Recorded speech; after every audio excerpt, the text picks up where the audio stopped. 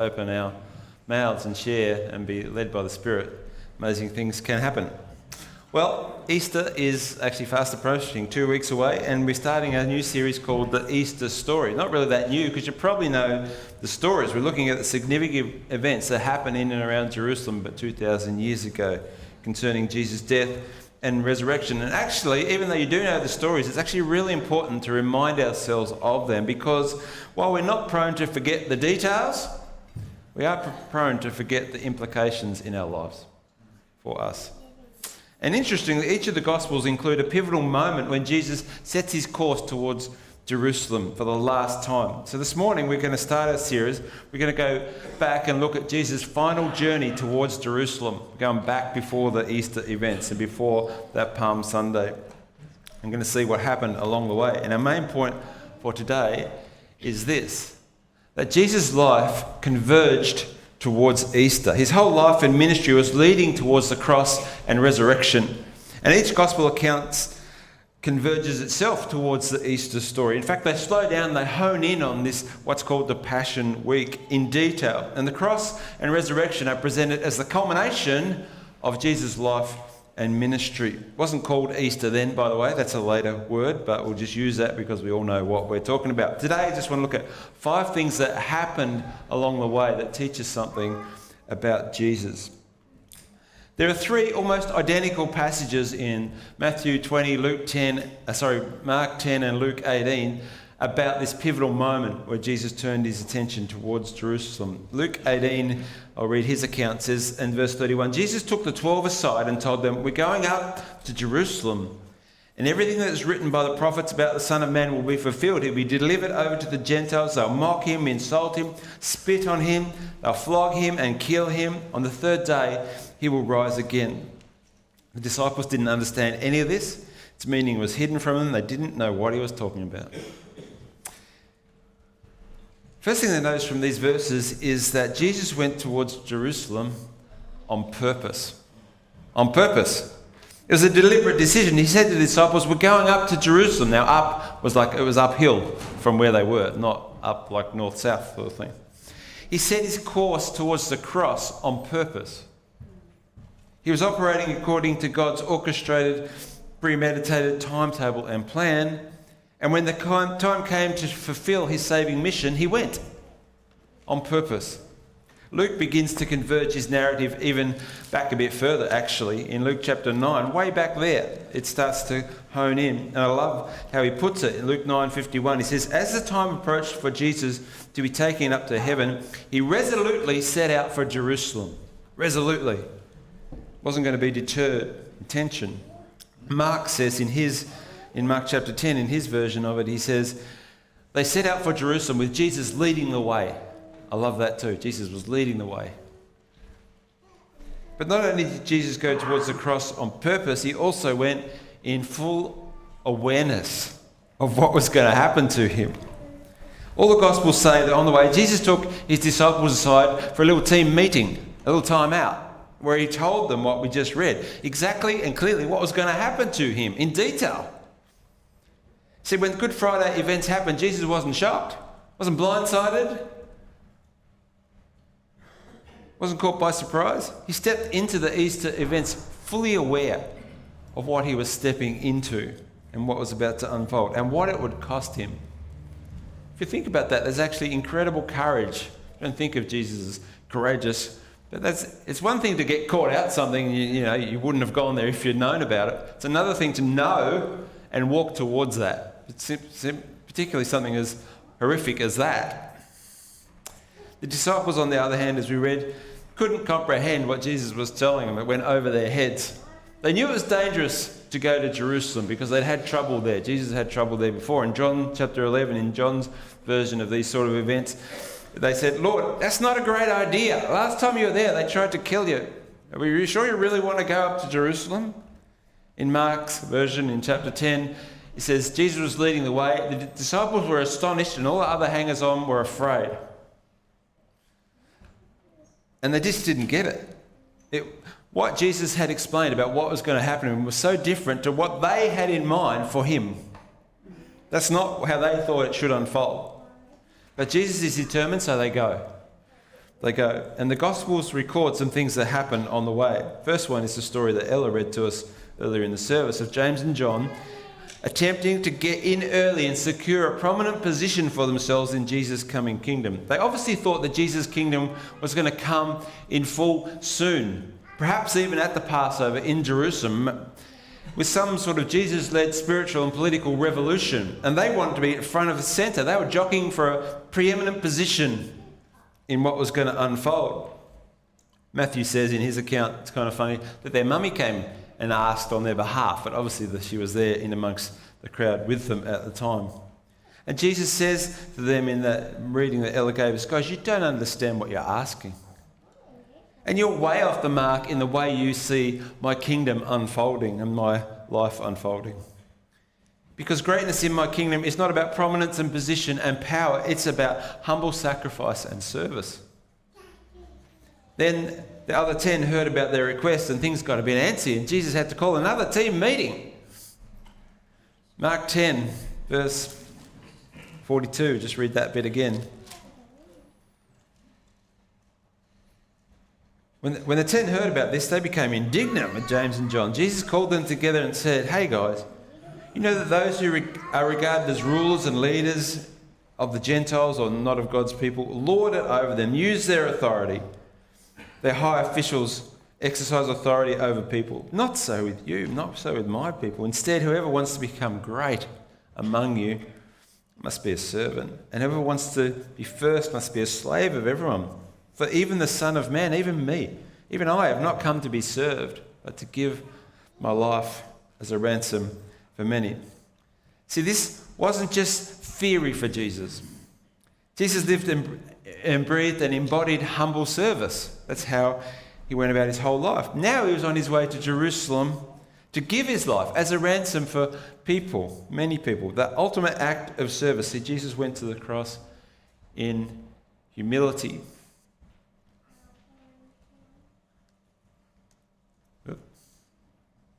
Humility. As a servant. His sacrifice on the cross would be the greatest act of true greatness. You know, I find it interesting, and I think every time I mention this passage, I can't help but say this because I didn't see it for years. This is really important. Jesus didn't say, no one should want to be great. What are you asking about greatness for? He didn't say greatness is a bad thing, to aim to be great. Actually, he encouraged the pursuit of greatness if you read this passage properly. He just told them how to be great. He didn't say you shouldn't be great. He said whoever wants to be, this is what you should do to live a great life. See, the great irony is that humility is not about not being great. That's mediocrity.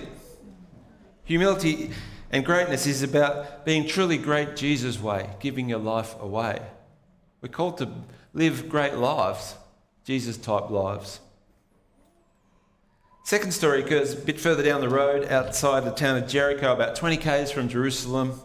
It's a story of two blind men. One's named Bartimaeus. It's in 3 of the Gospels. Matthew says in chapter 20, verse 29, as Jesus and his disciples were leaving Jericho, a large crowd followed him. Two blind men were sitting by the roadside, and when they heard that Jesus was going by, they shouted, Lord, Son of David, have mercy on us. The crowd rebuked them, told them to be quiet, shut up, but they shouted all the louder, Lord, Son of David, have mercy on us. Jesus stopped and called them. What do you want me to do for you? He asked. Lord, they answered, we want our sight. Jesus had compassion on them and touched their eyes, and immediately they received their sight and followed him. Jesus is on his way to Jerusalem to make salvation available to all of humanity through these horrific death and the triumphant resurrection, events which will become the centerpiece of human history. And he still has time for two beggars, two nobodies who everyone else wanted to ignore and tell them to shut up. See, Jesus went to the cross full of compassion and love. He's still concerned about people who were struggling and lost, as he had been his whole life. Yeah, by the way, this is a great prayer. And I mentioned this before too, but I can't help but mention this. Jesus, or Lord, Son of David, have mercy on me. When you're desperate, when you've got no hope, when there's no actual answer, Lord, have mercy on me. It's not claiming anything, demanding anything. It's just pleading. And Jesus seems to notice that prayer. And I think there's something in that for us. And they got up and they followed him, because that's the right response when Jesus touches your life.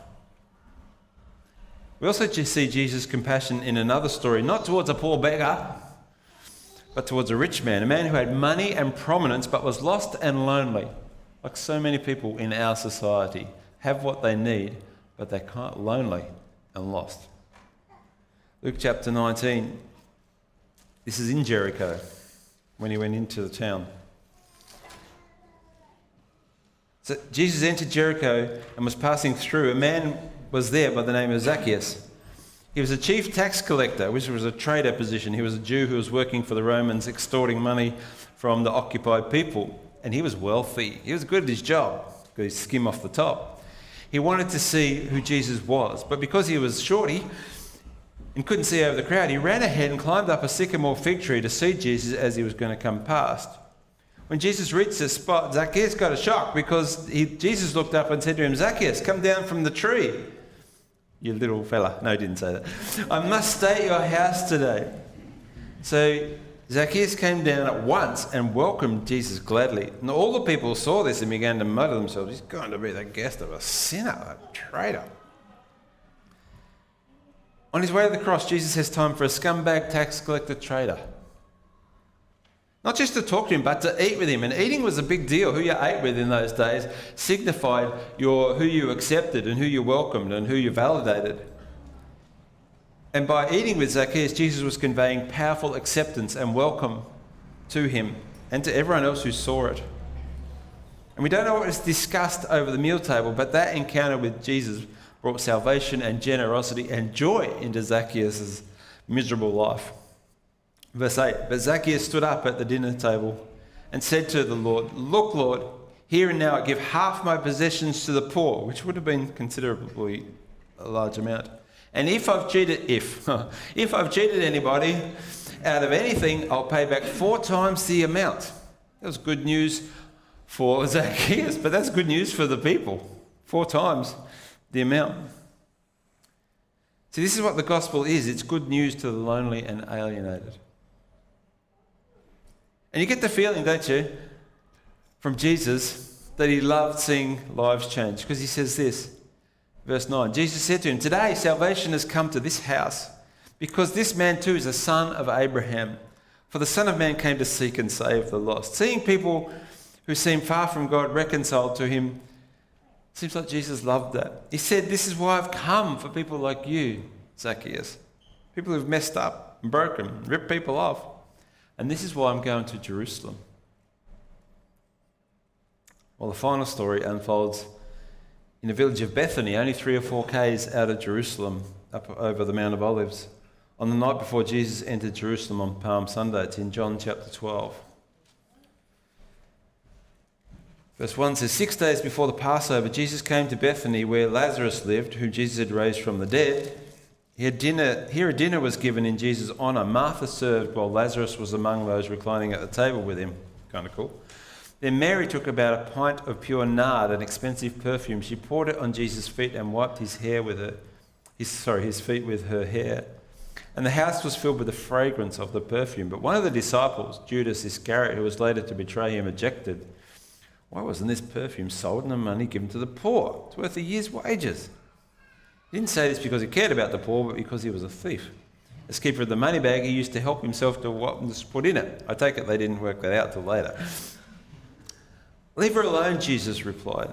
"It was intended that she should save this perfume for the day of my burial. You'll always have the poor among you, but you will not always have me." It seems that Mary understood better than all the men there something of what was going to happen to Jesus. Maybe it's her female intuition or whatever. And from Matthew and Mark's account of this story, we see it wasn't just Judas, but virtually all the men in the room, disciples and all the men, analyse what she's doing and condemn it, either verbally or in their heads. Except for Jesus, who defends her, who actually stands up for her. It's actually quite a strong statement. Leave her alone. It's a strong defense. And he actually embraces her act of worship and interprets it as a burial ritual. And in doing so, this is important, he symbolically embraces his calling and mission and everything that's going to happen to him and the suffering he's about to go through. See, Jesus went to the cross in full obedience to God's plan of salvation, fully surrendered to his calling and mission and death and resurrection. He was dead already, buried, before he even went into Jerusalem. Philippians 2, famous verses say, in your relationship with one another, have the same attitude or mindset as Christ Jesus, who being in the very nature God, didn't consider equality with God something to be used to his own advantage. Rather, he made himself nothing. He humbled himself, taking on the very nature of a servant in human likeness, becoming obedient to death, even death on a cross. Jesus went to the cross in full obedience to God's plan of salvation. You know, Jesus' whole life converged towards the Easter events.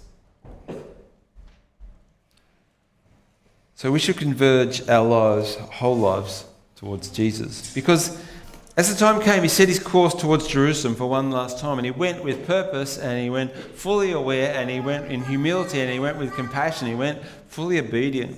And he did it for our sakes, he did it for us.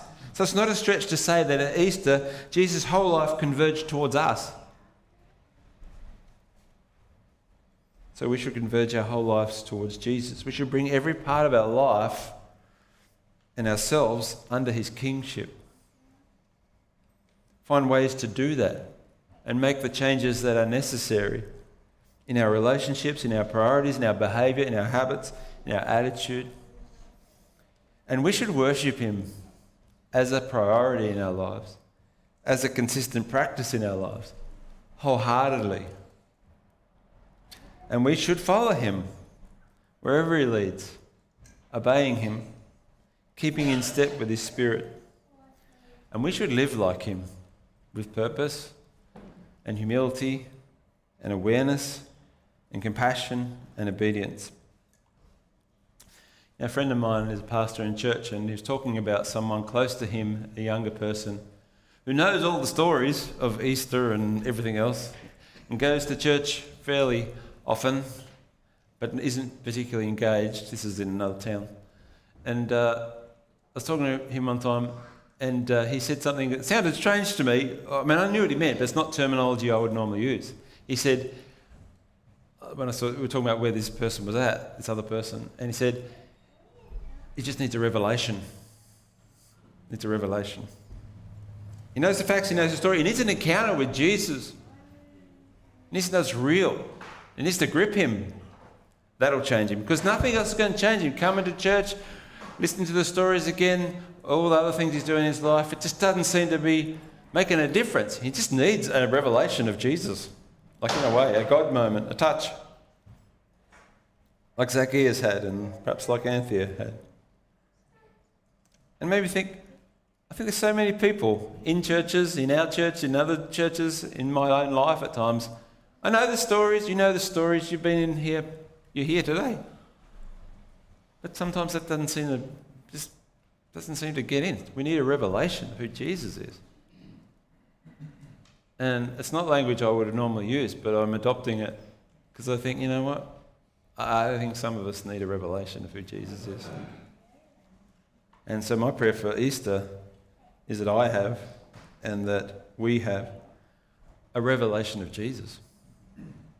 For the first time, or a fresh one, because that will change our lives.